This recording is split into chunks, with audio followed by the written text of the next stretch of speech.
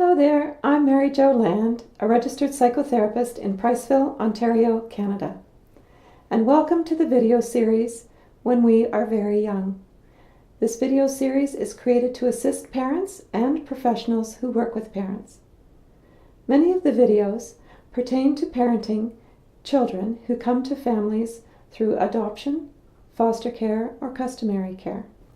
Some of the videos are about typical child development, while others are more specific to children who have experienced loss, trauma, or neglect during their developmental years. The main themes of this series are attachment, trauma, and parenting. This episode today is called Fear of Flying.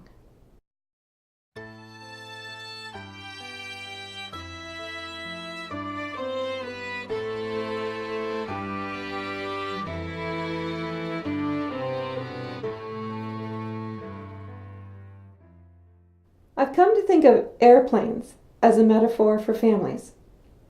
The parents are the pilots, or in the case of a single-parent family, the parent is the pilot. The child or children are the passengers who are supposed to remain seated, wearing their seatbelts, while being flown safely to their destination, which is adulthood. The plane is the safe container of the family.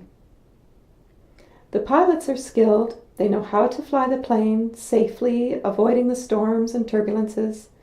They know where to go, and they know how to look after the needs of their passengers as they travel on their journey. In most families, this works quite well. The pilots are competent, the children feel safe, and the journey is completed without any major incidents. At the end of the journey, the children are ready to learn to fly their own airplanes. However, for children who have been abused, neglected, or who have witnessed domestic violence within the family, the situation is different. The pilots have not flown the plane safely. They have fought in the cockpit with each other. They have failed to fly safely, and the plane has passed through many storms, frightening the passengers. Perhaps the pilots are unable to fly the plane because of substance abuse. Perhaps the pilots have ignored their passengers, failing to provide them with the food that they need. Perhaps the plane has crashed, or the pilots have ejected, leaving the passengers alone to try to fly the plane on their own. How frightening to have to try to land a plane to save your own life and perhaps those of your siblings. Imagine how terrified a child would be. Now, imagine that these passengers were transferred to another plane. Maybe these pilots were not much better, and so the children tried to crash into the cockpit and take control. So then they were transferred to yet another plane. But now, perhaps the children don't want to get into another plane. Perhaps now the children don't like flying. In fact, they may be terrified of flying. They may tantrum and yell and kick and fight and scream, trying to get away from the plane. And so they might be rejected as passengers. Years later, they may be put into another plane, but still they feel frightened. They might fight or run or resist. Sadly, some children might just succumb, staring blankly out of the window. The new pilots do not expect their passengers to respond this way. In fact, they might even have expected that the passengers would enjoy the experience. They didn't know that their new passengers experienced some very frightening times while flying, and now they have a fear of flying. Of course, many children are resilient. They so deeply desire and need to be on the safe journey of life to get to their adult destination. They accept and even welcome a new plane and a different flying experience because this one feels safe. They may begin to trust the pilots and enjoy the flight.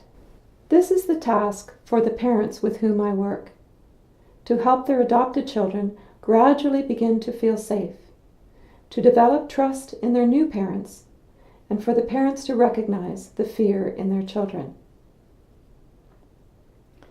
Fear-driven behavior cannot be eliminated by giving rewards and consequences. Fear-driven behavior is controlled by the midbrain and not by thoughts, choices, or motivations of the child. The goal of adoptive parents is to help children feel safe, not just to be safe. Being safe is not enough. Going back to the analogy of flying, anyone who is afraid of flying knows how difficult it is just to rationalize your way into being calm. No matter what you tell yourself, no matter what others tell you, the fear takes over, very much out of cognitive control. So, it's not the words that reduce the fear. It is the tone of voice. It is the tone of those words, the pace, the volume, the emotion heard in those words. It is these non-linguistic qualities of speech that the midbrain hears. It is the facial expression and the body posture that the midbrain sees. And it is the gentle touch, if accepted, that the midbrain understands as safe. Our task then, when parenting children who have a fear of flying, is to calm their fear-driven brain and help them to trust their new pilots. Sometimes I tell children this story about flying. It can give children and parents a language to help identify when children are trying to fly the plane or getting upset when there's a bit of turbulence in the journey. It can help parents recognize when fear is affecting their children's behavior and then respond calmly with in-charge kindness, just as you would expect the pilot to do when announcing that their passengers must return to their seats, do up their seatbelts because of the turbulence ahead.